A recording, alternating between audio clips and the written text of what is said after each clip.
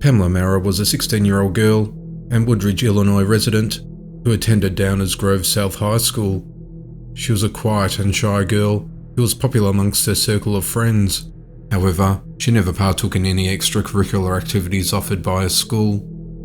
On Monday night, on the 12th of January 1976, she had an 18-year-old friend named Dale Demon who lived in the neighbourhood visit her.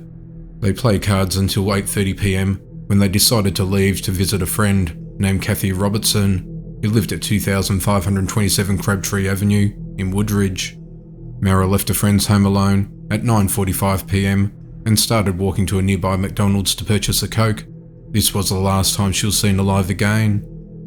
At approximately 7:30 the following morning, a motorist driving along College Road near the intersection of Maple Avenue and Lyle spotted a person stopped, but soon made a horrifying discovery. He found Maurer's lifeless body on the snow next to a guardrail on the side of the road. The autopsy revealed that she had been strangled and indecently assaulted. It looked as if the suspect was trying to make it look like a hit and run. Bruising was discovered around her throat, and there was a 3-foot length automotive hose close to her body, which was left at the scene, which was used to commit the crime. Authorities estimated that her life was taken in a very short period after leaving her friend's home. For decades, it remained unknown who the assailant was. The case was thoroughly investigated, including collecting and preserving DNA evidence taken from Pamela's body. In 2001, investigators were able to create a DNA profile based on the evidence taken from Maurer's body. However, that profile never led to a match in the CODIS database. In 2019, the assailant's DNA found in Maurer's body was used to create a snapshot genotype description of what the suspect may look like, including hair, build, eye colour, and even facial shapes. Investigators then searched public genealogy databases to identify potential persons of interest and build a family tree that pointed to Aurora resident Bruce Lindell as a possible suspect, who also looked remarkably like the picture in the snapshot image. On the 6th of November 2019, Lindell's body was exhumed. An announcement was made on Monday the 13th of January 2020 that his DNA was compared with the DNA found in Maurer's body, which matched. The odds of it matching someone else was 1 in 1.8 quadrillion. He was 23 years old at the time of the offence. It was, however, too late to bring Lindell to justice, as he was no longer alive. On the 4th of April 1981, Lindell was driving around in one of the shopping and entertainment districts in Naperville. He was 28 at the time when he met 18-year-old high school student Charles Huber.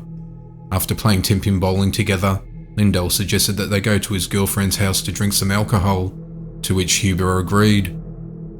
That same evening, when they arrived in the apartment, Lindell stabbed Huber with a 6-inch knife 28 times.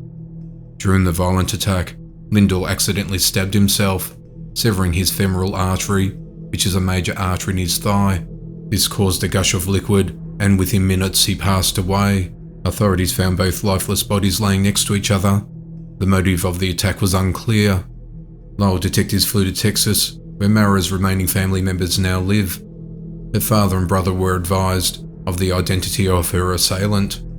They were relieved and very thankful for the information, which provided much needed closure in the 44-year-old case.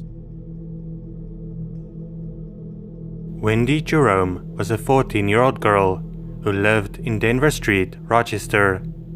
She went out just after 7 p.m. at night on Thanksgiving Day on the 22nd of November 1984 to deliver a birthday card to her best friend that lived in the neighborhood. She had been returning from her friend's house but never made it back. About 11 p.m. that night, her parents reported her missing. Only 20 minutes before that, at about 10:40 p.m., the Rochester police responded to a report and made a gruesome discovery. A child's lifeless and beaten body was found in an alcove at School 33 on Webster Avenue in Rochester, laying right next to a dumpster. The girl was identified to be Jerome. She was about a quarter of a mile from her home. She had been brutally beaten, indecently assaulted, and had been viciously slashed. Defense wounds were inflicted while she was fighting for her life. The years went by and the case went cold, but it was certainly never forgotten. Even as investigators who worked the case over the decades retired, others picked up the fight. Detectives were able to extract a DNA profile of the suspect from Jerome's body that was collected during an autopsy, and other evidence from the crime scene was kept. The DNA was entered into CODIS in 1998, but it had no hits. Then in 2017, New York State approved the use of familial DNA testing for law enforcement use.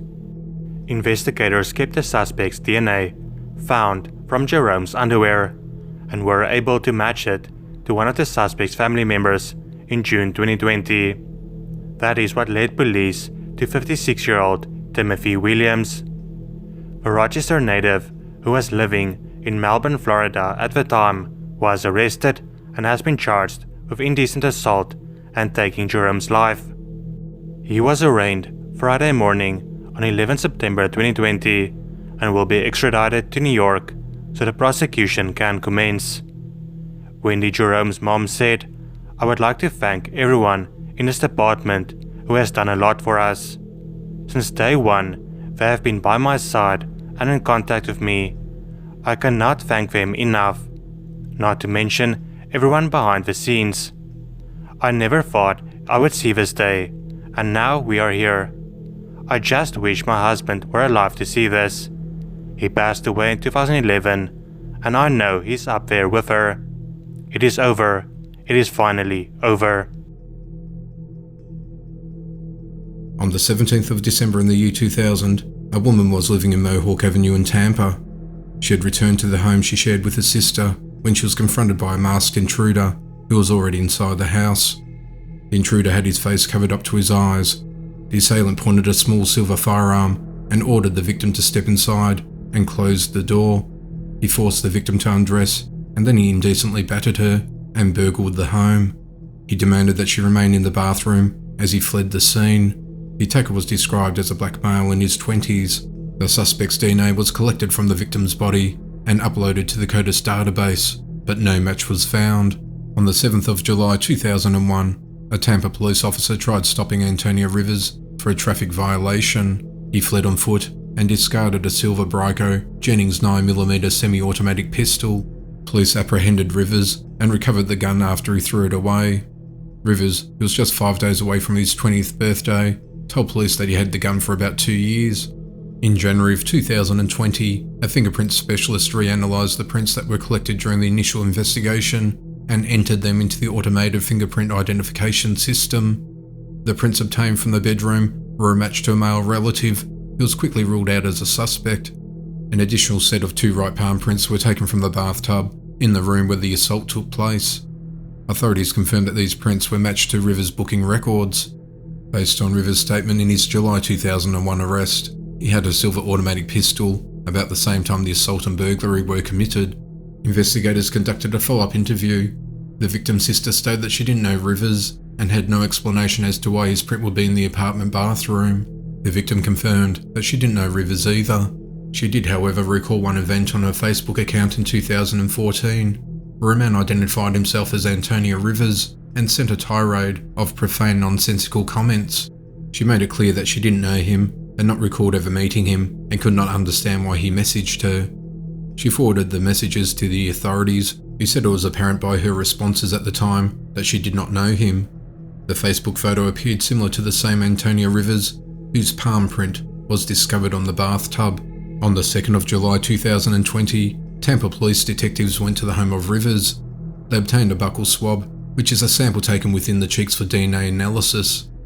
An interview was conducted with Rivers, who denied ever being at the crime scene or ever knowing or recognising the victim, and stated that his DNA, prints or hairs won't be found at the crime scene. On the 3rd of September 2020, Tampa police received the results generated by the swab collected from Rivers.